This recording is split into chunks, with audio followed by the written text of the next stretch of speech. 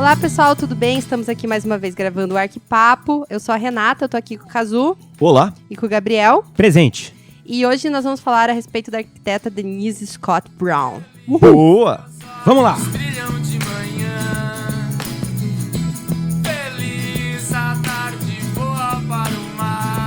A Denise Scott Brown é uma grande arquiteta, né? Viva até hoje. Hoje ela se intitula também a vovó da arquitetura. E ela tem uma carreira muito profícua, principalmente no começo da carreira na área acadêmica e depois com os trabalhos construídos e projetos de planejamento urbano. E, particularmente, eu gostei muito de ter estudado Scott Brown. Sabia pouco do trabalho dela e da vida dela, principalmente. E é muito inspiradora a vida dela. Então, espero que a gente possa passar um pouquinho dessa emoção para vocês. E é muito legal porque ela tem uma vida realmente muito interessante, né? Não só os trabalhos dela e as obras, mas a vida dela também é muito interessante. Nós vamos mostrar tudo isso aqui. Olha lá. Por isso, fique conosco, fique ligado.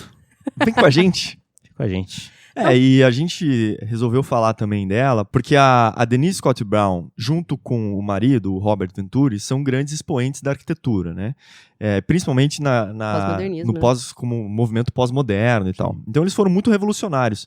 E uma coisa que a gente estudando e chamou muita atenção é quanto que o Robert Venturi apareceu muito mais em termos de nomeação de premiação, né? Ou reconhecimento. Então a gente achou até interessante trazer um episódio de hoje falando da Denise Scott Brown como o ponto principal e focal hoje do podcast, até por essa questão de gênero, né? Que é uma coisa que a gente pode discutir um pouco aqui também, mas talvez trazer esse lado que muitas vezes as mulheres na arquitetura, e assim como na sociedade também, nem sempre ganham reconhecimento, né? Ou a gente estuda elas com profundidade, assim.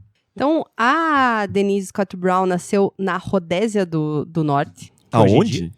Hoje em dia chama-se Zâmbia. No Zâmbia.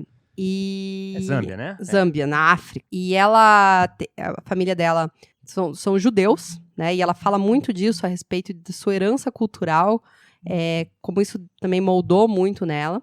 E ainda quando o nome dela era Denise Lakovsky.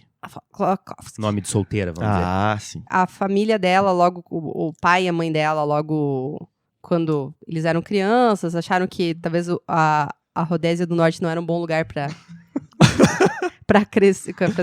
educar as crianças lá, e eles se mudam para Joanesburgo, na África do Sul. E é onde ela passa a infância e a parte da juventude dela é na África do Sul. Uma coisa que ela destaca a respeito da educação dela, ela vai para uma escola de mulheres, né, na África do Sul. Ela estuda no internato para meninas. E o internato, na verdade, era anglicano.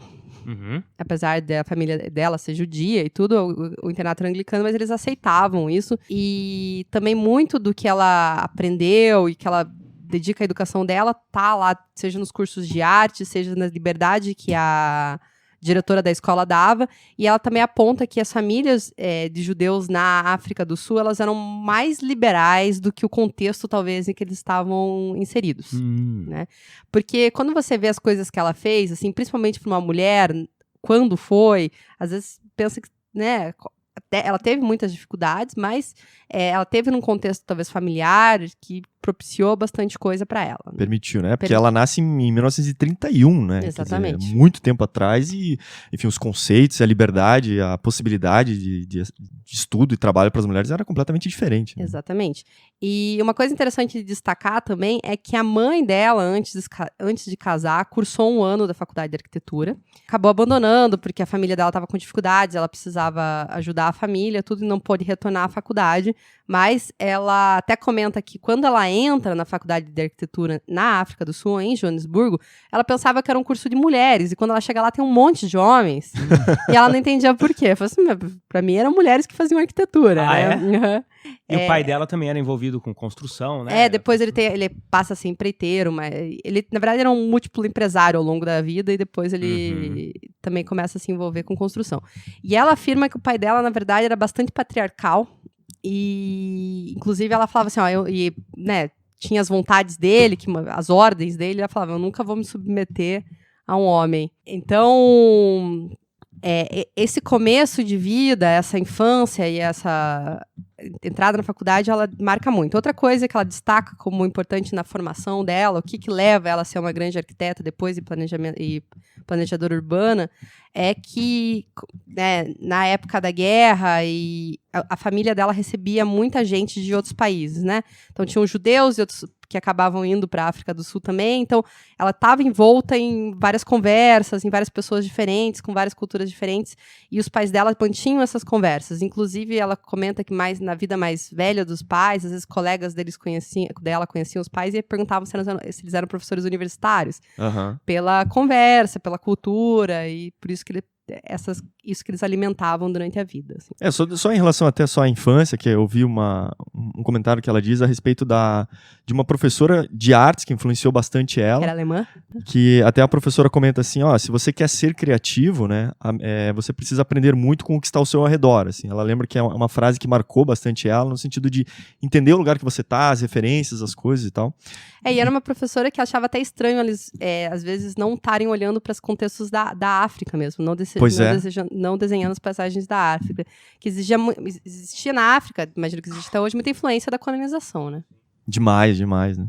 E outra coisa que em relação a como a mãe havia estudado arquitetura, ela comenta também que a mãe adorava muito passear para ver casas, então sair para andar no bairro e tal, e ficar vendo casas. Então ela falou que isso, né, influenciou ela no momento de tomar a decisão sobre qual carreira seguir.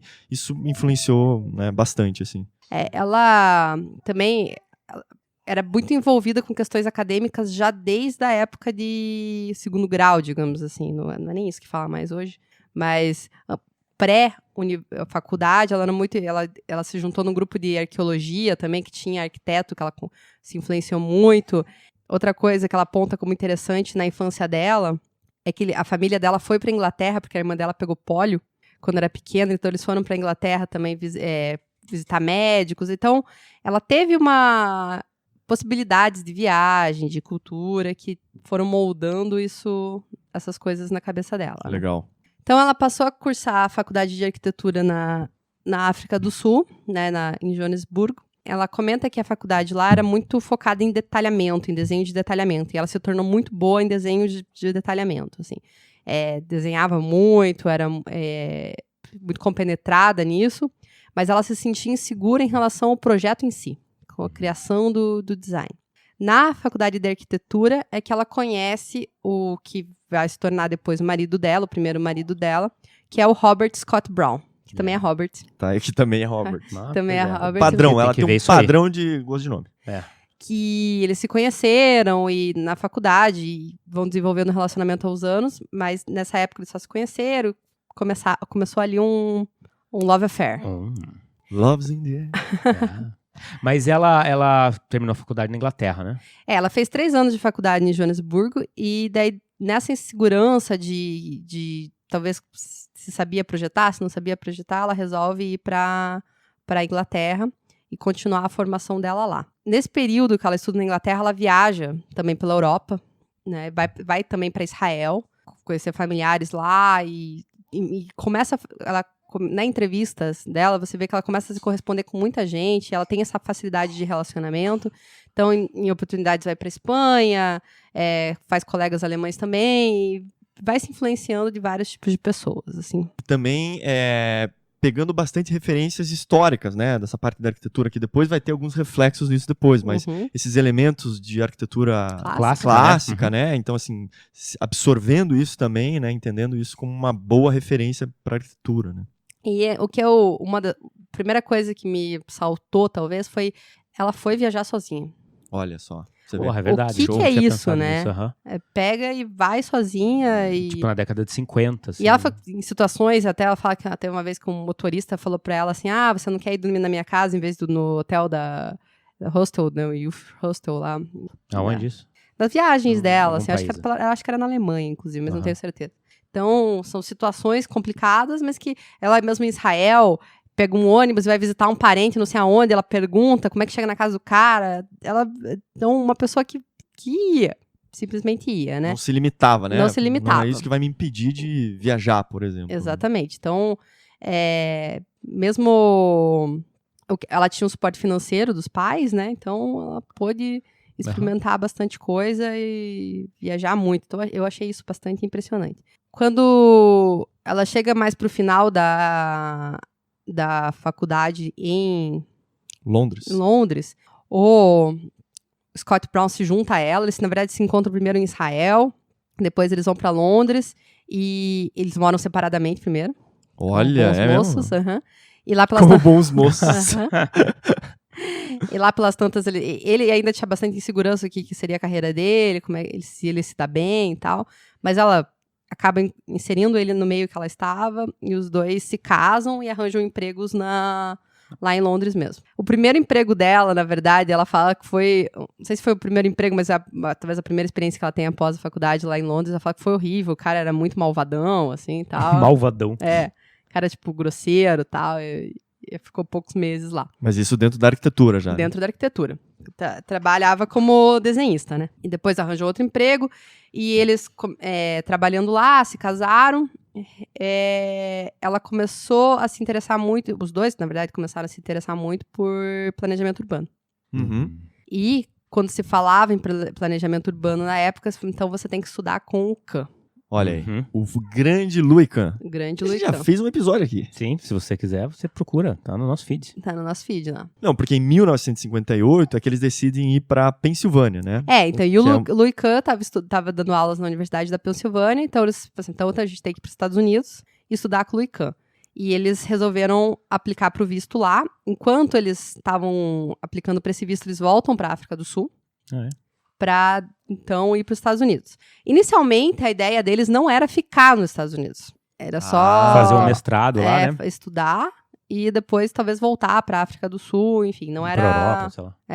Não era a intenção deles ficar por lá. E eles demoram um tempo para saber se ia ter aprovação do visto ou não. Uma coisa que eu li numa entrevista, mas não ficou muito claro para mim, eles tinham uma preocupação do Scott Brown ser chamado para o exército, porque era um momento de pós-guerra. Meio tenso, né? Então, eles até tinham sido recomendados que eles esperassem mais uns anos, enfim. Mudar de país nunca é fácil, né, galera? Não. Mas veja que, quando você não tinha... Ela até fala assim, a gente ficava tentando ter mais informações sobre a Universidade da Pensilvânia, até mandei umas cartas pra lá, e eles mandaram uns folhetos pra gente. Uhum. E eu não entendia bem o porquê, assim, tipo, não tinha muita informação. Imagina o que era. Pois é, hoje, cara, tipo, não tinha internet pra você entrar lá e saber como é que é o programa de pós-graduação. Tipo, não tinha um Street View pra você ver como é que você vai morar. Tipo exato. assim, Louis Kahn tá na Pensilvânia, eu ouvi falar da Pensilvânia, Estados Unidos, eu ouvi dizer que é frio. Será que ele tá mesmo? Podia ser que ele já tinha ido embora.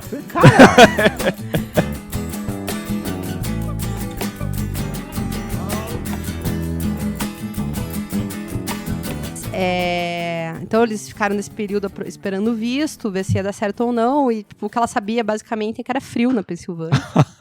Era toda a informação que ela tinha. Enfim, eventualmente eles foram aprovados para esse visto. E antes deles irem para os Estados Unidos, eles fizeram um tour pela Itália também. E lá acabaram conhecendo algumas pessoas que depois eles encontram novamente na Universidade de Pensilvânia, ajudaram eles a fazerem contato com os professores e iniciar essa matrícula lá. E eles começam a ter essas aulas lá, e logo no começo o marido dela morre num acidente de carro. Pois é. Sr. Scott Brown, rest in peace. E o que acontece é que a Denise Scott Brown mergulha no trabalho, assim, sabe? Né? Após a perda do marido, tudo, ela começa a se dedicar muito ao curso. E um ano depois ela acaba se formando lá, né? E passa a ser professora da mesma instituição. Sim. Né? Em sendo professora da mesma instituição, eu agora não vou saber o certo, se não me engano, o período que ela ficou foram 3 anos na Universidade da Pensilvânia. Isso, 62 a 64, mais ou menos. Então, 2, 3 anos. Então, ela começa dando uma aula, depois ela passa a ser professora assistente também do Venturi. Não, mas o primeiro contato deles foi numa reunião de departamento lá, né? Existia no campus lá um edifício de uma biblioteca, né? Que era tinha lá uma estética qualquer coisa, neoclássica, uma coisa nesse sentido, né? E na época, o próprio reitor da universidade tinha sugerido demolir esse edifício, e todo o pessoal do departamento de arquitetura tinha batido palma para essa opinião do reitor, porque naquela ocasião existia uma força muito grande dos arquitetos contra qualquer tipo de construção que remetesse à arquitetura clássica ou que tivesse imbuída de um monte de adornos ou de qualquer Sim. rococó nesse sentido, né? Então, nessa reunião do departamento, seria discutida a viabilidade de demolir esse prédio. E a Scott Brown foi a única que levantou a mão e falou, olha, eu sou contra e eu quero falar por quê. E ela fez um discurso longo naquele dia lá e acabou convencendo toda a comunidade ali de arquitetos a manter a arquitetura, aquele prédio, e convenceu o público dela ali de que não há nada de mal em você admirar e preservar uma arquitetura antiga, né? Mesmo que ela não esteja nos moldes de que hoje são tidos como vanguarda, né? Uhum. E ao final dessa reunião, chegou um rapaz lá, um jovem arquiteto também, e falou pra ela, olha, eu concordo com tudo que você fala, cara. Porra, você mandou muito bem no teu discurso. E daí ela virou pra ele e falou, pô, e por que você não falou nada? Seu cuzão. Seu cuzão. E daí, na verdade, o Venturi explicou pra ela que ele já tinha arranjado outras tretas ali, né? Ele já era um cara, assim, meio que não quisto pelo corpo docente da universidade, ele não queria arranjar mais pra cabeça, né? Então, naquela ocasião, eles viram um no outro uma figura que eles podiam dividir ideias, né? Eles viram que eles tinham certas afinidades, no sentido de questionar o movimento moderno vigente, né? E até mesmo questionar o valor dos adornos, né? Que não estavam sendo mais empregados na vanguarda ali daquele momento, né? Agora, falando em reitor, ela tinha lá suas tretas com o reitor também, né? Ah, é? Tinha lá suas tretinhas com o reitor e tal. Mas o que acontece, assim, que ela começa... Só existia ela e uma outra mulher na época dando aula na universidade, né, no departamento de arquitetura.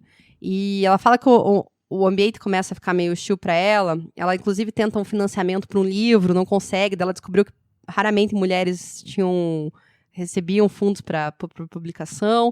E lá pelas tantas, ela começa a descobrir que ela ganhava muito menos. Olha aí. Que os homens. Denúncia, porra.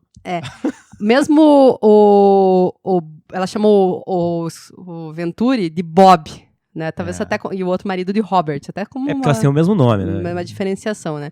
E o Robert Venturi ganhava um pouco a mais que ela e dava aula só meio período. E ela dava aula integral. Então ela começa a descobrir que ela ganhava menos, começa a ficar chateada com essas situações Ficou pistola. Daí acabou pedindo pra não dar aula, briga com o reitor, enfim. E ao final desses 3 anos ela sai da universidade e vai pra Califórnia. Berkeley. Pelo que eu entendi, ela foi iniciar um curso, né? Ajudar a montar um programa novo lá na Califórnia, né? De uma faculdade nova e tal, né? E nessa oportunidade que ela começa a se fascinar muito pelas cidades californianas, principalmente Los Angeles e Las Vegas. Las Vegas, né? Não, o que eu tenho aqui, que ela fez uma viagem para Las Vegas, a primeira vez que ela visita, que foi em 1965. Exatamente. E aí ela comenta que ela simplesmente se apaixonou pelo neon. Essa coisa da cidade, dos prédios com referências históricas e com muitos letreiros luminosos e tal. Mas que isso ela começa a ver aquilo com outros olhos, né? Uma coisa que os arquitetos na época, os modernistas e os discípulos disso, né, do movimento moderno, abominavam tudo aquilo, né? Sim. Todas aquelas ideias, as referências e tal. E ela comenta o seguinte, que no departamento lá do planejamento urbano, até inclusive da Pensilvânia, os professores comentavam assim que quantos espaços projetados por arquitetos você já viu cheio de pessoas, né? Porque vocês não vão visitar lugares onde as pessoas vão e tentam entender os motivos. Quem que falou isso? Eram os professores da faculdade, de urbanistas, assim, né? É legal porque é instigante, assim, né? Falou, tá, tudo bem, a elite, digamos, entre aspas, da arquitetura, abomina essa arquitetura, mas isso causa um fascínio nas pessoas, né? Será que a gente não vale a pena, ao menos, entender, tentar estudar e tal? Isso ela vai tentando, vai fazer algumas visitas, depois continua visitando Las Vegas para tentar entender um pouco isso. Né? Pode falar. Só para falar, Las Vegas, assim, na década de 50, Las Vegas foi quando Las Vegas começou a ter os cassinos, né? Então, a avenida principal de Las Vegas, lá, que eles chamam de Strip, ela, na verdade, fica fora do perímetro urbano de Las Vegas. Então, tecnicamente, ela não segue as orientações de zoneamento da cidade. E isso dá àquela região uma possibilidade de fazer meio que o que quiser ali, sabe? Então, na década de 50, o primeiro cassino temático a aparecer ali foi com a temática, assim, tipo, de Velho Oeste, de rancho, paradas assim. E aquilo começou a ser, e daí aquilo acabou sendo um sucesso, e apareceram mais cassinos ali com a mesma temática, né? Eu até achei, no primeiro momento que eu li, até achei original, né? Tipo, porra, um Velho Oeste, né? Em Las Vegas, né? E, na verdade, eu fui ver que nunca nenhum cowboy pisou em Las Vegas. Tipo, Las Vegas era um deserto ali, mas naquela região não existiu essa questão do Velho Oeste ali naquela região. Então, Las Vegas é fake desde o seu início, assim, sabe? E no final da década de 50, aquele tema estava saturado, né? Então, em 10 anos, aquela região se reinventou. E começaram, então, aqueles cassinos em formato de Velho Oeste, começaram a dar lugar aos cassinos em formas de bangalôs. E aquele sucesso começou aquela região começou a fazer muito e muito sucesso, né? Então, isso é até hoje, né? A cada 10 anos, se você for lá, você vai ver cassinos completamente diferentes, com temáticas completamente diferentes, né?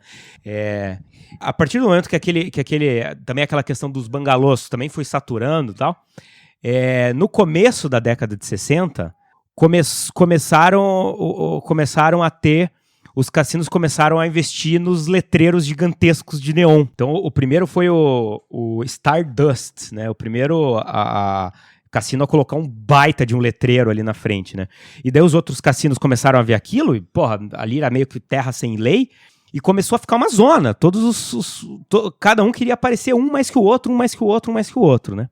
Então, em 1965, quando a Denise Scott Brown aparece lá pela primeira vez, o cenário que ela vê já é esse cenário que a gente tem em mente de Las Vegas, que é um cassino do lado do outro, um mais brilhante com o outro, e um com letreiro maior do que o outro, sabe? Um querendo chamar mais atenção que o outro, né? Isso que o Kazu falou, isso que chama bastante atenção nela, assim, é tentar entender como que aquilo que é totalmente esquecido e renegado pelos arquitetos, aquele kit da cidade, é tão adorado pelas pessoas que frequentam, né? Então, como que aquilo funciona? Pois é. E ela visitou ali, ela estava morando ali perto, né? Estava morando em Berkeley, visitou aquela cidade, passou, se não me engano, 4 ou 5 dias ali e pensou, cara, eu conheço alguém que vai gostar desse lugar aqui.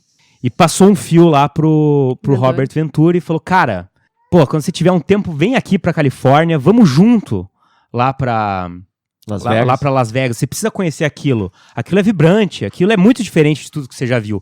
Venha pra cá. Então, numa determinada ocasião, acho que não sei se no mesmo ano, ele foi pra lá, né? E ele foi pra lá, o convite dela, e eles passaram uma semana juntos ali. E foi ali que começou o romance em si. Ah, olha que né? bonito, E ela falou, olha, né? ela falando, olha, depois de alguns dias ali com ele, foi um momento muito maravilhoso ali naquela cidade. Então, você vê que aquela cidade, ela tem realmente uma carga emocional ali pro casal, né? Ela falou, a gente dirigiu pela Strip, a gente ficou hospedado juntos num cassino, a gente jogou junto, a gente foi pro deserto e tiramos fotos um do outro ali, demos risadas. E ali foi muito engraçado porque eu vi uma outra faceta do Bob, né? Uhum. Ali ele se tornou um cara muito mais solto, muito mais relaxado, né? E foi ali que, num bar, a gente estava um dia num bar de noite tomando um drink, e quando eu vi, nós estávamos holding hands, né? A gente tava de mãozinha dada. Olha só! E foi ali que começou essa linda história de amor que já dura décadas, né? Que lindo, Estão juntinhos até hoje, os velhinhos. E graças a Las Vegas, né? E eles casaram com Elvis, né? Tem várias coisas. Que fica em Las Vegas, né? Não, continua pra sempre. Na verdade, eles casaram em Santa Mônica, mas... não foi nada. Okay. Aí é outra história, né? Porque daí, bom, vocês estão me permitindo continuar essa linda história de amor. Pode continuar. Eventualmente lá o Venturi voltou pra onde ele morava e tudo, mas eles mantiveram um relacionamento, né? À distância. À distância, por um tempo, tudo.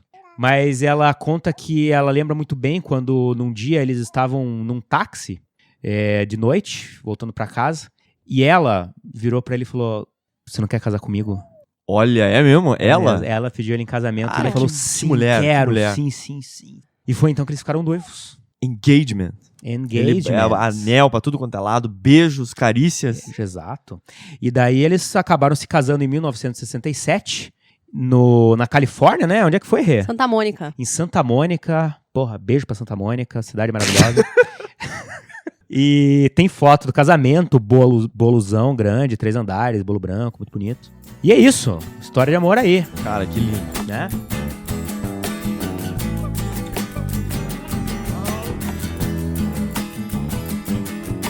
Não, então eu só vou fazer... Então, peraí. Só um dado que eu acho que é importante dizer, que em 1966, o Robert Venturi daí lança o livro dele, que é o Complexidade e Contradição na Arquitetura, né? Que é um livro que, assim, revoluciona o mundo da arquitetura mesmo, né? Principalmente por estar questionando os pensamentos modernistas, assim, e eu acho que é uma maneira também, é um livro que expõe um novo jeito de olhar a arquitetura e de entender as formas de expressão de arquitetura. Eu separei até uma frasezinha só aqui do livro, que eu achei interessante no começo até do livro. Tem uma frase, ele começa assim, tem uma frase do Mies que ele diz o seguinte: nunca será, o Mies van der Rohe, né? Uma frase que diz o seguinte: nunca será... Deixa eu dar o sobrenome aqui que ninguém sabe quem é o Mies. Vai que... Mies o quê? Mies Universo? Pode ser. Mies, como é que é? Sei lá. Mies van der Rohe. Nunca será possível resolver todos os problemas. Tá? E daí ele cita uma outra frase de um outro arquiteto chamado Paul Rudolph, que é um arquiteto americano. Ele diz o seguinte: na verdade, é uma característica do século XX que os arquitetos sejam altamente seletivos na determinação de quais problemas querem resolver. O Mies, por exemplo, realiza edifícios maravilhosos simplesmente porque ignora muitos aspectos de um edifício. Se ele resolvesse mais problemas, seus edifícios seriam muitíssimos menos potentes. Então, assim, já chega com a voadora nos dois, né? Com os dois pés no peito.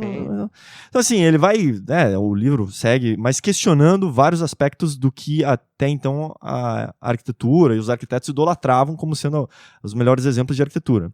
O livro, ele, numa das entrevistas que eu vi dele, ele diz assim que a vida contemporânea tem um outro grau de complexidade, né? Assim, simplificar demais os projetos, para ele parecia um erro, assim, né? Então, que os grandes edifícios precisam de respostas complexas, né? E não ser simplesmente uma escultura abstrata indiferente ao ambiente, assim.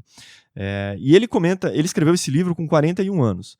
Só que ele disse que, na época, ele não tinha muito trabalho. Então, ele, assim, estava um pouco frustrado. Não tinha nada pra fazer, né? Por isso que ele foi escrever um livro. Foi plantar uma árvore, né? Foi fazer coisa desse sentido. Mas que... Então você aí, cara, que tá, de repente, recém-formado e tal, né? Escreva um livro, cara. Les isso, o quê? Vai uma outra coisa aí que rima. Então, na sequência na carreira deles, eles desenvolvem um projeto junto com os alunos e eles vão fazer uma pesquisa em Las Vegas. Não, só vamos deixar claro então o seguinte: casaram, né? Bom, depois que eles se casam, então, eles acabam indo para Yale. Os dois vão lecionar arquitetura lá em Yale, né? E eles resolvem fazer, então, um programa de, parece que 20 semanas, né? Que é semana pra caralho, se for ver, é quase um semestre inteiro. É verdade. Então eles pegaram lá uma dúzia de alunos e foram analisar a querida Las Vegas, né? Estimada por eles Las Vegas, né? Então eles foram com esse conjunto de alunos para a cidade e fizeram lá em Las Vegas tudo que um grupo de arquitetura poderia fazer numa cidade, né? Eles e no cassino. Bebê. Mas assim que eu diria é o seguinte: tá. Fizeram entrevistas com usuários, croquis, fluxograma, fotos, enfim, realmente estudaram muito lugar, fizeram diversos relatórios e eles foram muito instigados, os alunos foram muito instigados pelos dois professores a comparar Las Vegas com outras cidades famosas, né? Paris, por exemplo, ou mesmo Nova York, né?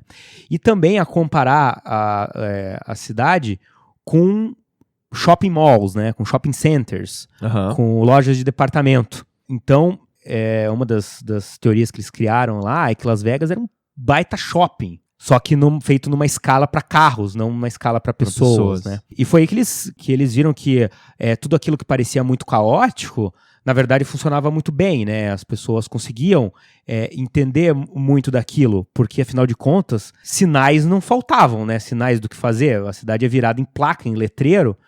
Era tudo muito claro, no fim das contas, ali em Las Vegas, né? E, no final das contas, esse foi um grande estudo feito por eles, né? Pela Universidade de Yale, lá dentro. E, ao final dessa viagem, os dois arquitetos, junto com o assessor de ensino que eles tinham lá, formularam o livro Aprendendo com Las Vegas. A imagem famosa desse livro é que Tem duas, né? O do pato lá, que Do pato. e a placa e aquele, tipo, o prédio escrito em cima, I'm a Monument. Um prédio simples com uma placa gigantesca escrito I'm a Monument. Então. Essa é a grande comparação que o livro faz, né? Que é entre o pato e o galpão decorado, né? Então eles pegaram um edifício lá que era um edifício em forma de pato. Era um pato com uma porta. Como um pato?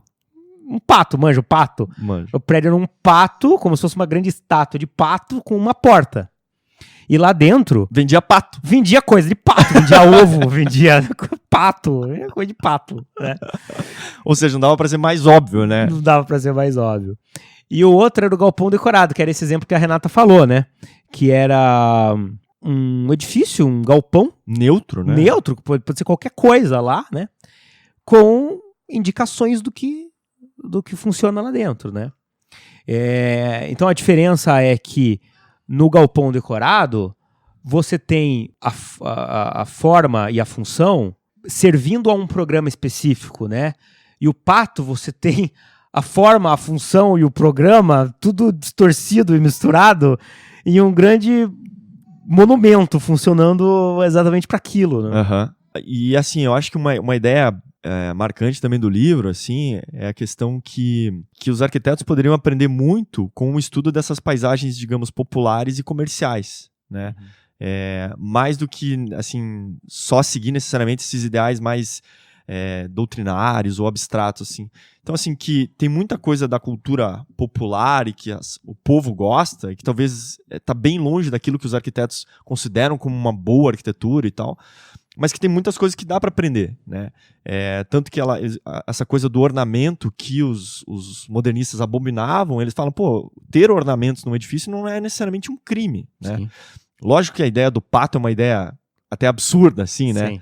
Mas eu acho que isso serve também para poder promover um questionamento, né? Realmente ir lá e cutucar algumas vertentes da arquitetura. E eu acho legal que ela comenta assim que a ideia do livro e tal partiu dela, né? E daí ela que começa a trazer o Robert, porque ela comenta que ela viu aquilo em Las Vegas e tal, viu toda... Ela falou assim, porra, parecia como se ela estivesse na Grécia Antiga. Né? Lógico que muito do kit, muita coisa fake, assim, mas aquilo levou ela para aquele, digamos, remeteu ela à Grécia Antiga. Bom, e eu acho que o que é muito interessante também é que depois a gente está falando bastante das obras literárias produzidas pelo casal, mas as obras arquitetônicas feitas pelo escritório deles também tem muita ironia dentro delas, se você for ver. É verdade, né? É verdade. Então, assim, até antes de se juntar a Denise Scott Brown, o Robert Venturi tinha feito um lar para velhinhos. Uhum. Né? E assim, o lar, ele tem muitas questões estéticas das ordens clássicas romanas, assim, né? E que é uma coisa que depois ele vai levar para a vida e os dois juntos vão colocar muito dessa arquitetura clássica na obra deles. Mas a questão da ironia que eu estava falando está no coroamento do edifício, onde ele coloca uma espécie de uma escultura que lembra uma antena de TV, que é para fazer referência ao grande passatempo dos moradores daquele lugar. Que os velhinhos adoravam passar o tempo vendo TV. Sabe? Então é esse tipo de ironia que eu digo, né? Essa irreverência. Uma irreverência, exato. Que acaba bom, e então, em alguns momentos, isso acaba refletindo essa crítica ao movimento moderno, né? Uma das obras que a Denise fez junto com... Uma das obras que a Denise e o Venturi fizeram juntos foi um museu infantil. E esse museu é assim, tipo, na entrada do museu existem 4 colunas, né? Porque se você vai entrar em um lugar que como um museu, que é um lugar imponente, você tem que ter colunas na entrada, né? Sim. Então ele coloca 4 colunas na entrada, só que essas 4 colunas têm umas cores, assim, tipo roxo, não sei bem que cor, não lembro bem que cor que era, mas elas são coloridas, e elas têm a escala deturpada também, sabe? Elas são gorduchas, assim, sabe? E atarracadas. E sobre elas existe um frontão escrito em letras garrafais, museu. Então, assim, é pra não ter dúvidas, né? Então, assim, até ele, pelo fato de repente, de ser um museu infantil, tem um pouco desse caráter lúdico, né? Mas eles fazem a mesma coisa em um outro museu que eles fizeram em Seattle, né? Então, na entrada, existe as mesmas colunas, né? Enfim, que vem da arquitetura clássica, romana e grega, né? E tá escrito no concreto museu, né? Pois é. Então, ou seja, toda essa sinalização que eles foram bombardeados lá em Las Vegas acaba acontecendo na arquitetura deles, né? E eu acho que a arquitetura pós-moderna, nesse início, ela faz esse tipo de ironia, ou que seja, mas que critica a falta de ornamentos e a falta de contato com o público do movimento moderno, né? Só que o movimento pós-moderno, eu acho que, de repente, acabou ficando só a representação, só a representação, só essa iconografia, né? Talvez por isso o movimento pós-moderno teve uma vida curta, né? Em 2 décadas, né? Vamos dizer, em 1980, o movimento moderno já estava saindo de moda. Pós-moderno. Mas que inferno! É verdade. O pós-moderno já estava saindo de moda, né? Ele é bem questionável, né? Assim, eu acho que... Não vou, assim... Eu não lembro de nenhum edifício pós-moderno que eu acho do caralho.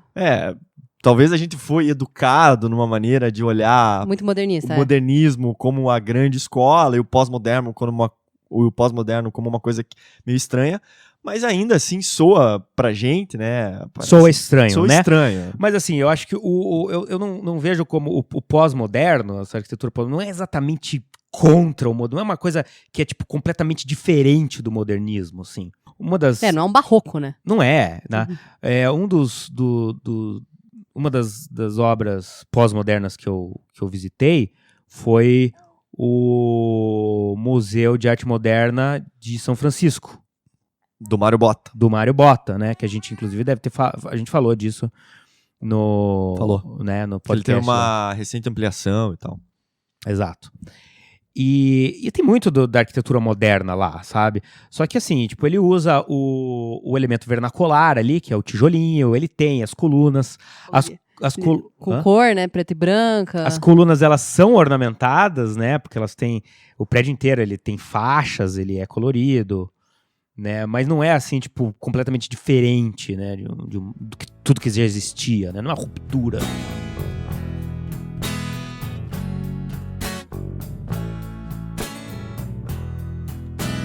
Depois do livro que eles publicam, ela se associa ao escritório do Venturi, e essa produção que o Gabriel tá falando exatamente vem dessa produção conjunta que eles têm no escritório, né? Porque ela se junta... E, na verdade, eles se juntam, mas aí só em 1980 é que eles colocam o nome da Scott Brown como nome do escritório também, né? Então é Venturi, Scott Brown e o John Haunt. Mais pra frente o John Haunt sai e eles passam a ser só Venturi, Scott Brown e associados. Isso, exatamente. Então, eles têm uma produção acadêmica muito intensa, né? Através desses cursos e aulas e produção e publicação de livros e artigos. Mas eles também têm no escritório a produção arquitetônica e de planejamento urbano, né? O que você destacou aí, Kazu? Não, eu selecionei só alguns projetos que eu acho que são mais emblemáticos, assim.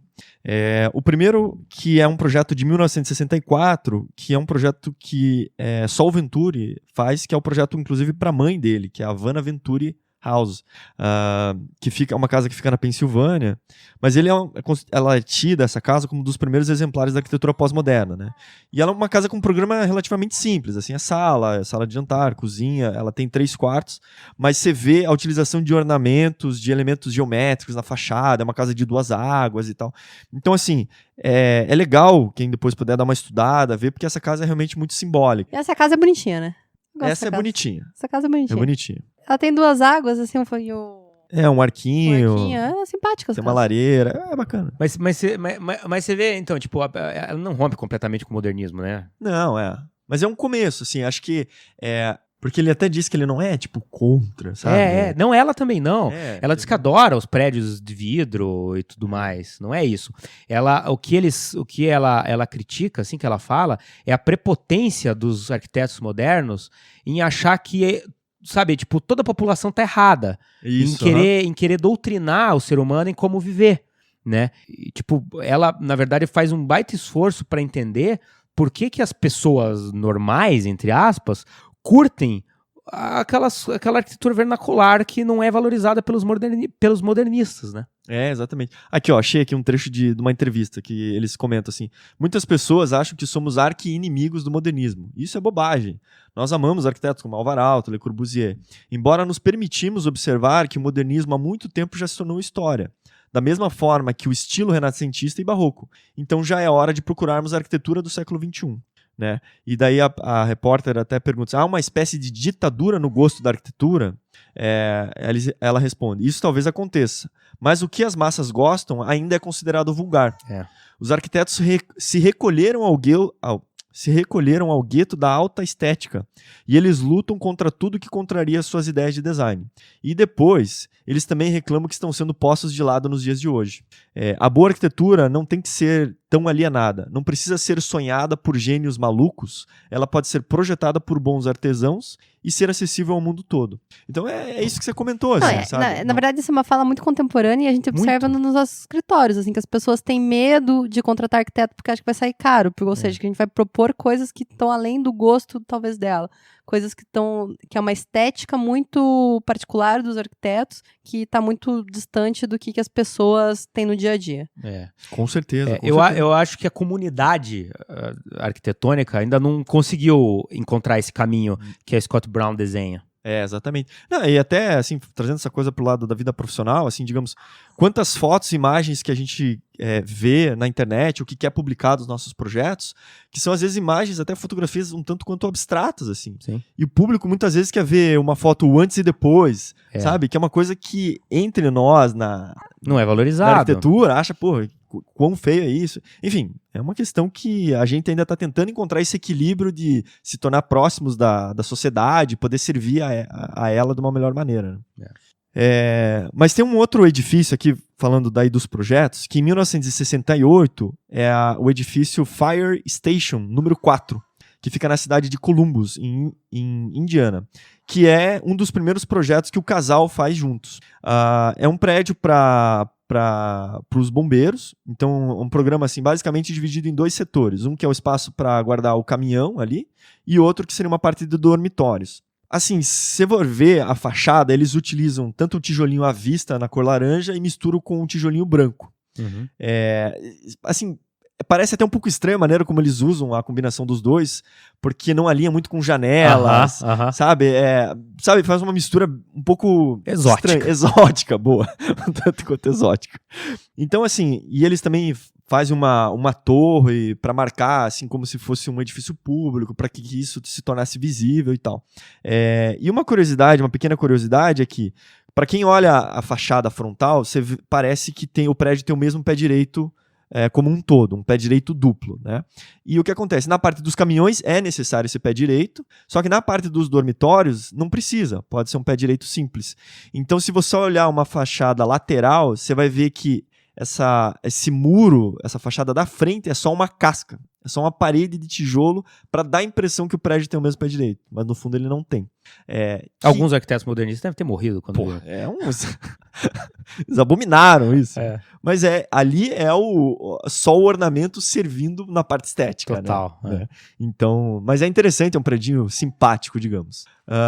Em 1991, tem um edifício que eles fazem uma das ampliações da National Gallery, né, em Londres, que é a ala Sainsbury Wing, que assim, havia uma grande discussão sobre que estilo poderia ser feito ali para ampliação e tal, porque o prédio é um prédio histórico em Londres, né? Tem relação com a praça da frente, que é a Trafalgar Square. Então, assim, como que ia se criar essa relação? Se deveria ser uma coisa high-tech, enfim. Eu sei que o projeto começou as discussões e parou em 1984, e eles ganham, depois há um novo concurso de arquitetura e eles ganham esse projeto. Essa ampliação, assim, quem está olhando de fora, ela é bem esquisitinha, assim, que eles pegam elementos que existiam no prédio antigo e reproduzem exatamente no prédio novo, tá? Então, assim, mistura um pouco, será que é novo, será que é velho e tal. Só que hoje parece uma questão tão, né, bizarra pra gente. Parece que o que é novo, o que é velho tem que ser velho. Exatamente. E ali eles fizeram meio que uma maquiagem, assim. Só que, ao mesmo tempo, assim, isso é a fachada que tá voltada mais pra praça. Então, digamos, como se eles preservassem a paisagem urbana ali. E conforme esse edifício vai virando uma outra esquina, que perde a relação com a praça, começa a perder esses elementos do historicismo e começa a ter uma coisa mais contemporânea e daí mais pós-moderna e tal. Tanto que do outro lado tem umas colunas pretas com umas pontas coloridas, assim, o topo das colunas com cores azuis, vermelhas, cara, uma coisa bem estranha, assim. Mas então, assim, foi a relação que eles acharam interessante fazer e tal. Internamente tem muito essa referência histórica das galerias, dos museus italianos, só que numa versão talvez um pouco mais limpa, e ao mesmo tempo tem contraste com uma escadaria, com grandes panos de vidro. Então, é uma mistureba muito louca, assim. Enfim. Falando tecnicamente, né? Tecnicamente. Mistureba muito louca. Em 91 também tem o museu que o Gabriel falou, que é o Museu de Arte de Seattle. Eles misturam também alguns materiais. Eu acho que essa coisa de ter escrito na fachada Museu de Arte de Seattle é muito emblemática, né? Mas é interessante. Não dê sua opinião, pessoal. Não, eu até visitei lá, mas assim, não foi uma coisa que me chamou atenção, como um museu e tal. Tem um museu também em Houston, que é o Museu das Crianças, que é um projeto de 92, e um outro projeto em 1996, que é o Museu de Arte Contemporânea de San Diego, também, que tem referências bem interessantes, assim, históricas e tal, do historicismo e tal. Enfim, acho que são essas alguns edifícios mais relevantes, assim, que eu selecionei e tal. Acho que quem quiser depois dá pra dar uma pesquisada que vale a pena.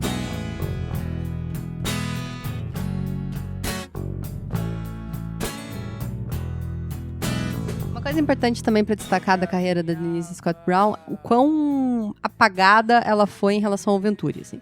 Apesar de ela ter tido uma carreira bastante ativa acadêmica, né? E publicações, e depois se junta ao escritório do Venturi como sócia, enfim, uma carreira enorme, né?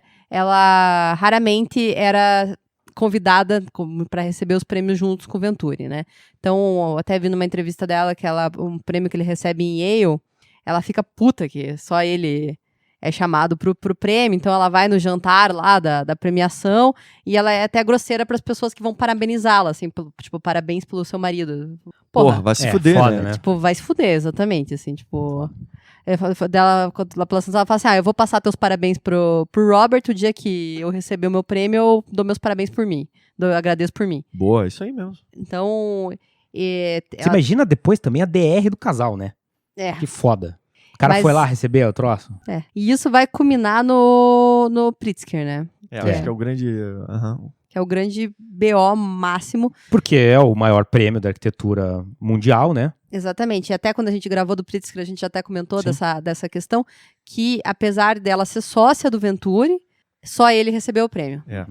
Isso que, assim, a produção deles, muita produção literária e acadêmica, foi muito em conjunto. E a produção de arquitetura, ela fala que no escritório, os dois comentam isso, não é só ela falando, o Robert também fala muito disso, de que a produção é sempre muito em conjunto. Os dois sempre participavam muito ativamente de todos os projetos que saíam do escritório e tal. Pois só, desculpa te interromper, assim, mas é uma discussão que não existe em outros escritórios, né?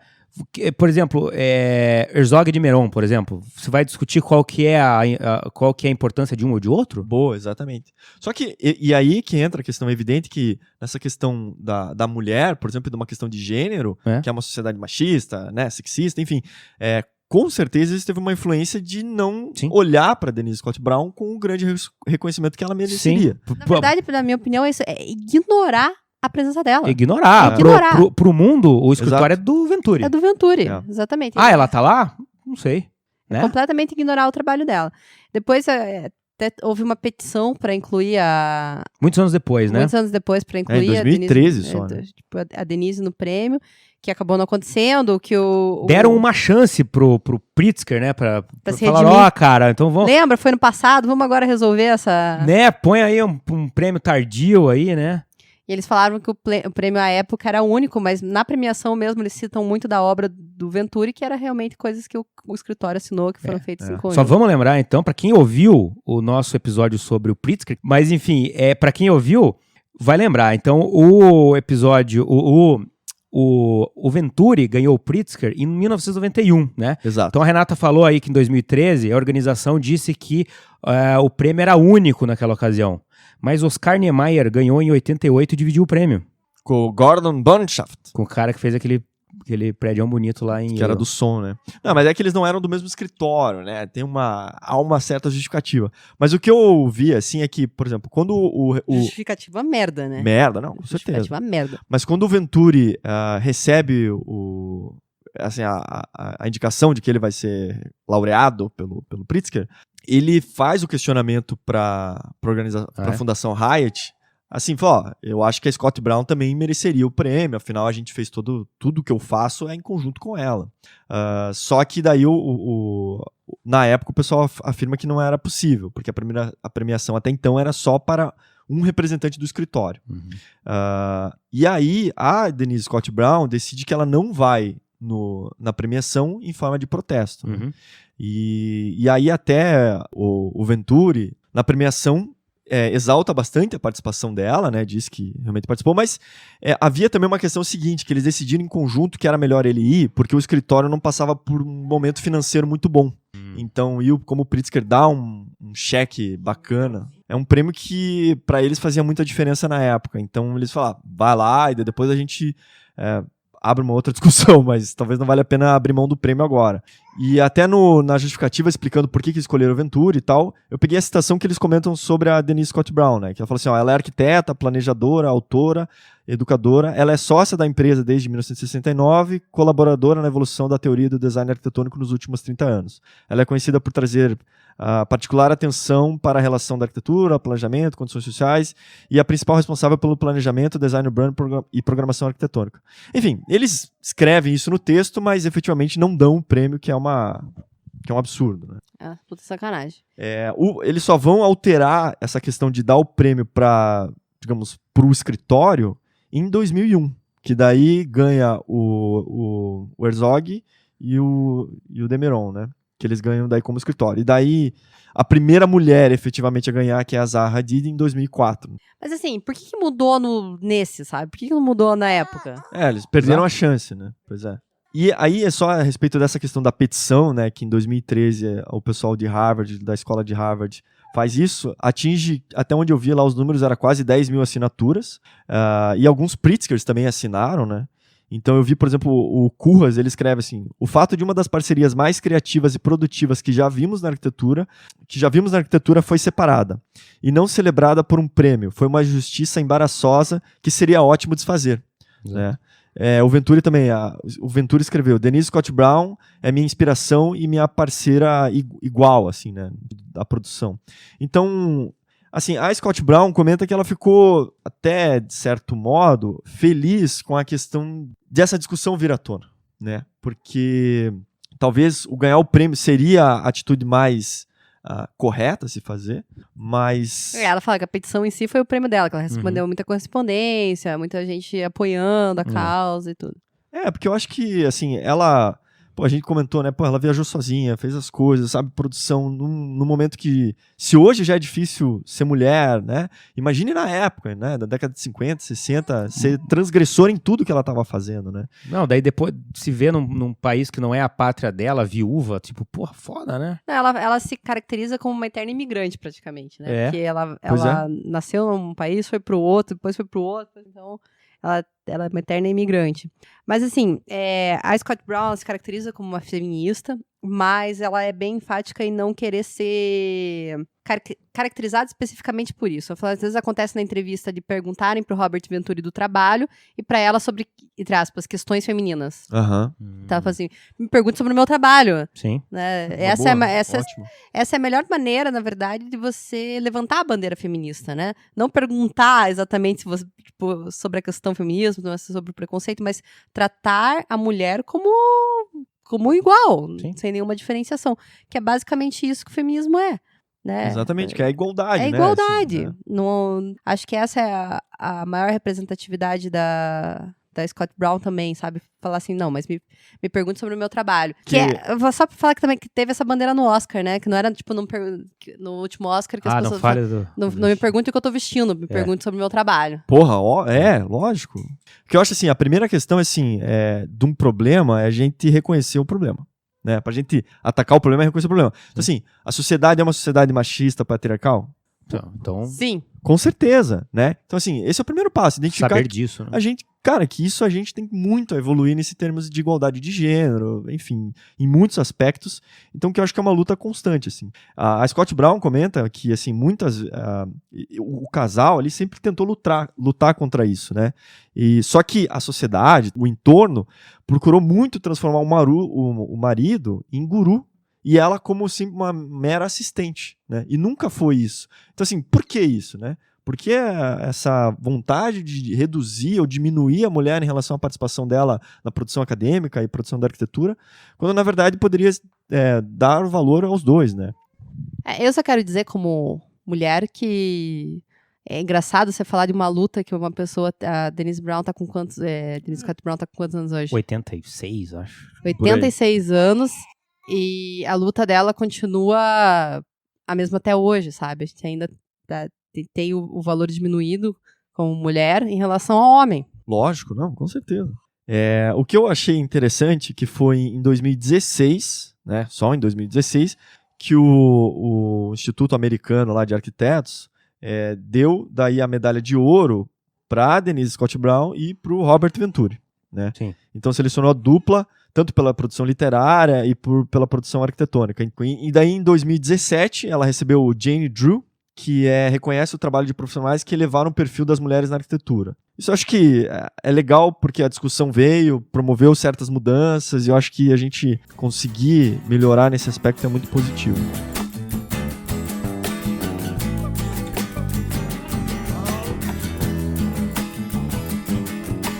E é isso? É isso. Então foi um pouquinho da vida aí da Denise Scott Brown. Não, foi a vida inteira. Foi a vida inteira. Não, mas assim, não tantos detalhes, assim, pro episódio não ficar tão longo, mas... Mas é tudo que você precisa saber, não é isso? Não, é a dica pra você poder estudar mais da Boa, carreira dá um dela. gatilho. Exato. Tem as publicações dela também. Então, espero que acenda a lanterninha. Porque, que nem o Gabriel falou, assim, pra gente, o pós-modernismo é meio esquisitinho. Mas, assim, tem seu valor, né? Tem como discussão... Tem seu valor. Eu acho que é o seguinte, eu acho que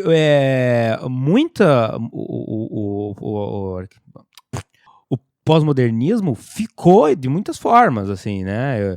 Por exemplo, o Richard Rogers, por exemplo, que fez o Pompidou, se você vê o Pompidou e comparar com as novas, com as obras mais atuais dele, você vai ver que ele foi, de uma forma ou de outra, influenciado pelo pós-modernismo. Também, né? O aeroporto de Barajas, por exemplo.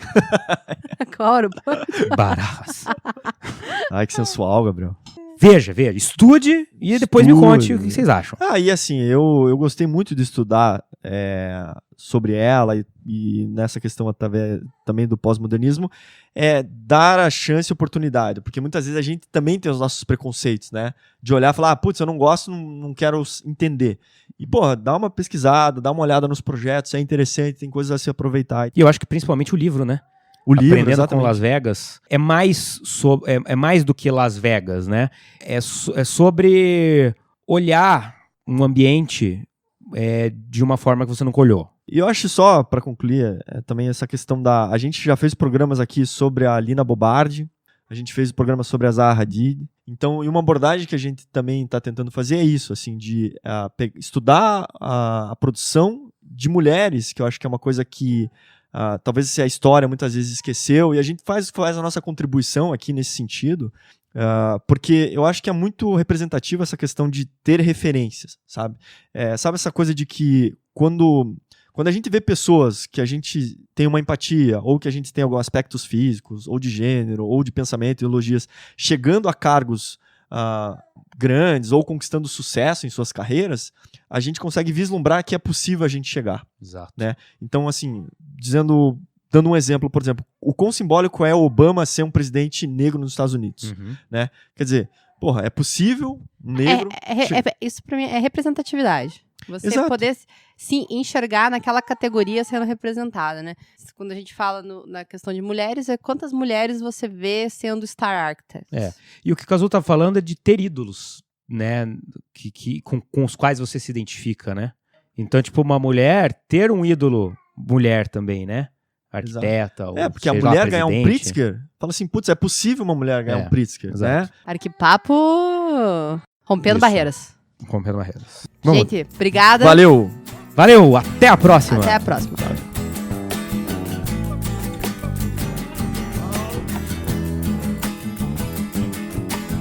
Então a gente gostaria de agradecer quem entrou em contato com a gente nessas últimas 2 semanas. Vou começar falando dos comentários que a gente teve no blog, tá? O Paulo Henrique Antunes mandou lá, no episódio de Parques Urbanos. Gente, adoro vocês. Parabéns pelo excelente episódio. No próximo sobre parques tem que falar do Parque da Cidade aqui em Brasília, que é o maior do Brasil, inclusive maior que o Central Park. Ô, louco, é mesmo? Um abraço. Olha aí, você que não conseguia pesquisar qual que era o maior parque do Brasil. Tá lá. Esse daí. O Paulo falou pra gente. Qual que é o nome? Paulo Henrique Antunes. Não, do parque.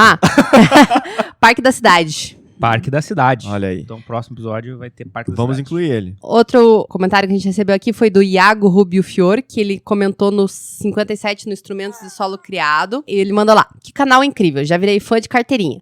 Fui escutando esse podcast no carro, enquanto viajava para Foz do Iguaçu para prestar concurso público na Companhia de Habitação, que, inclusive, algumas questões discutidas no cast estavam na prova e me ajudaram muito. Olha lá, louco. quantas estrelinhas vale isso? Valeuzaço de coração. Infelizmente, a maior parte da prova caiu sobre obras, o que o meu conhecimento é 0 e acabei indo mal. Mas tudo bem, bola pra frente. Deixa a sua sugestão de cast pra vocês. Obras.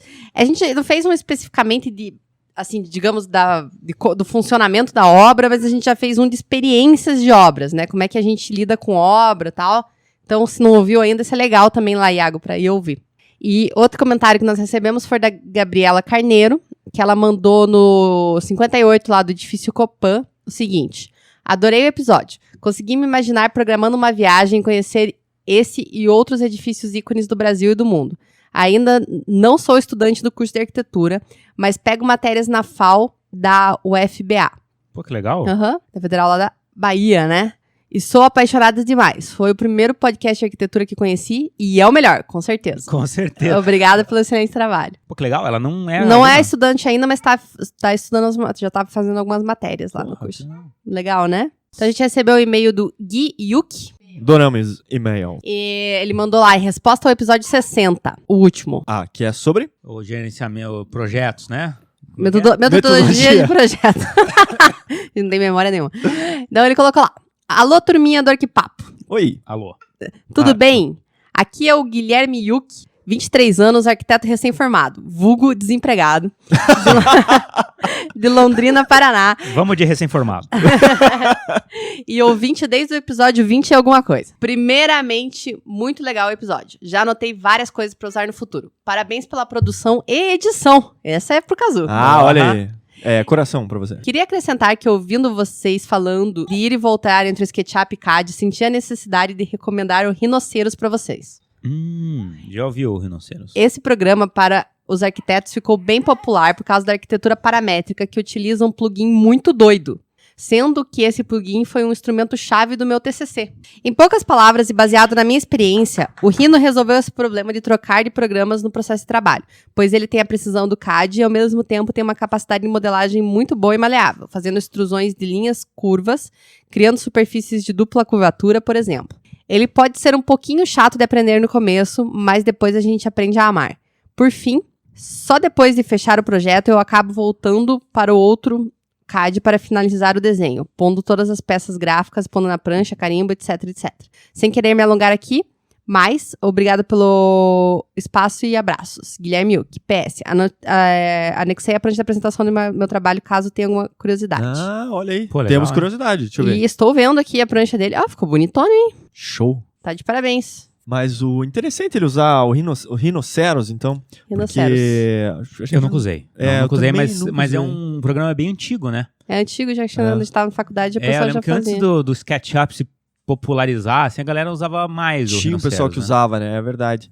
Não, e assim, até o intuito da gente fazer esse de metodologia era também, às vezes, isso, que as pessoas contassem também como que é as suas maneiras, os seus métodos de Sim. projetar, porque às vezes a gente descobre um outro programa, uma outra coisa que vai se adaptar melhor àquilo que você faz, né? Ele fez a Casa de Vegetação Pública, um estudo paramétrico. Agora, Guilherme, força aí, vamos deixar esse título de desempregado de lado, daqui a pouco você consegue algum emprego. Recém-formado é assim mesmo. Ou, de repente, começa seu próprio negócio. Isso que é bom da arquitetura, na verdade. Porque às vezes não tem emprego por aí, mas trabalho sempre tem. Olha aí. Se você for olhar aí, sempre tem um tio querendo reformar uma casa. Ou dá pra vender bolos também, né? Sim, Né, Renato? Já fiz isso. Já estive lá. O que temos nas redes sociais aí no Instagram? A Araceli Silveira escreveu aqui uma mensagem pra gente. Esses dias soltei um fodão. Todo mundo riu, inclusive minha professora, na minha apresentação sobre o Frank Lloyd Wright. Coloquei a culpa em vocês. Mas por quê? Será que é porque a gente fala muito palavrão? Porque a gente falou que ele é fodão. Você deve ter falado umas 15 vezes. Que ele é fodão. Ele é fodão mesmo. Ele é fodão, com certeza. Mas Então. acho que a gente podia usar um termo mais técnico, então, né? A gente fez uma enquetezinha lá de pergunte-me alguma coisa. Na verdade, a gente colocou lá Abra Seu Coração. Abra o seu coração. E bastante gente retornou lá a nossa story. Então, vamos lá. Então, agradecer aqui o João Neto, que ele escreveu: entrei de férias e tô maratonando no Arquipapo de novo. A Eduarda Martim escreveu: amo ouvir vocês, agregam demais pra minha formação. Lucas Candiani escreveu: vocês foram responsáveis pela minha nota alta em projeto urbano, graças ao podcast 54, Instrumentos de Solo Criado. Então, esse podcast ele foi um sucesso pra nota das pessoas, né, na prova. A gente passou assim, uma quantidade grande de pessoas. O Fernando Becker escreveu: se eu for pra Curitiba, bora tomar umas brejas? Sim. Bora. Quem vier pra Curitiba, nos avise e a gente marca uma cerveja. Yasmin Lemos escreveu: tenho muito medo de não ser uma excelente profissional. Tô lutando por um CR alto, mas não tá rolando muito. Nervosa com esse final de período. Tá, Renata? CR alto é tipo desempenho acadêmico, assim? Pode ser. Isso, acho que é. Acho que a gente acha que é. Bem, fica tranquila que todo mundo tem esse medo quando tá na faculdade, não sabe como é que vai ser o mercado de trabalho depois, mas A Renata até hoje sonha que reprovou na faculdade, não passou. eu tenho esse sonho recorrente. Mas tudo dá certo, vai com calma que tenho certeza que você vai se dar bem. Boa. Ouvindo o podcast ainda, com certeza. Mostra que tem interesse, tem vontade de crescer. Isso aí. Desculpa a empolgação. A Bruna Alcine escreveu: vocês são demais, amo muito, coração, coração, coração. A arquiteta Jasmine: meu podcast preferido, faço meu namorado, que é advogado, ouvir comigo toda semana e ele ama também. Quando vocês vão me convidar para falar sobre arquitetura escolar? Estou esperando o convite. KKKK. O que não é um amor, né? Pois é, o cara é obrigado a ouvir a gente, né? Escutando o podcast de arquitetura. Gustavo Salim, o Cáceres Rodrigo, o Rony Rodrigo, a Ariel Garcia Reixemba. Será que é isso? Deve ser. Melhor podcast, mas pelo amor da @deusa, faz um sobre como conseguir estágio. Tô sofrendo demais. Manda o currículo pra maze@mazearquitetura.com.br. Até ele entrou na onda. A Mariângela da Aqua. Fiquei bem feliz quando vocês mencionaram que eu ouço toda noite no episódio Arranha-Céus. Vocês são foda. Menciono vocês sempre nas aulas. Mas é isso. Tem mais um monte de gente também respondeu lá. Muito obrigado pela interatividade. Mas eu quero dizer uma coisa. Nós temos 117 avaliações 5 estrelas no iTunes. Boa. Porra. Uma 4 estrelas. E uma 3 estrelas. Esse cara, eu vou achar esse cara. Não, ele tá aí, dá pra saber quem é. Mas o de 4 estrelas, Não, então. Vocês a gente não sabe quem é. Então esse, aí o Hunt You. I will hunt you down and kill you. Então a gente quer agradecer que a gente tá com 119 avaliações no iTunes Meu aí. Deus. Excelente, a gente agradece muito. Mas também quem escuta Pô, o cara vai lá, tira 10 na prova. O cara vai lá, tá o conteúdo inteiro do projeto dele lá. Passa em concurso. Passa em concurso. Se diverte, dá risada. Se diverte. Olha, Né? Que é o mais importante, na verdade, né? A vida tá aí pra ser divertida. Boa, Gabriel. Então é isso? É isso. Então vou reforçar os meios de entrar em contato conosco. Vai. Você pode deixar um comentáriozinho no Facebook. Eu sei que você é jovem e não gosta tanto do Facebook, mas a gente tá lá, @arquipapo. Você é jovem e gosta mais do Instagram? Vai lá. Estamos lá, no @arquipapo. Quer mandar um e-mail pra gente? A gente Você é adora. velho, gosta de e-mail. Então o Pode negócio mandar. é e-mail. Não, mas eu acho que o e-mail tem sua função, né? Quando o cara quer mandar uma coisa mais comprida. Né? O e-mail, é o É e-mail. verdade. E-mail. Tem uma... Quer falar coisas com mais profundidade, né? É, legal. E qual é o e-mail? É o contato@arquipapo.com.br. E também se quer mandar uma coisa específica de um episódio, é só entrar lá no blog, tem uma aba de comentários em todos os episódios, você pode deixar um comentário lá também, no arquipapo.com.br. Então acabou, né? Um grande beijo. Valeu! Saindo pra curtir umas férias, o sorriso que eu guardo. Caiu tudo. Tá valendo ainda. Segue o jogo. Não foi a criança, né? Não fui eu. Ah, ufa. Chegar. Nossa, Gabriel, vai se fuder. Ah, isso eu vou ter que cortar dele. Não, agora vai assim, né? Pega mal pro cara, ó. Gabriel, aqui as máscaras caem, entendeu?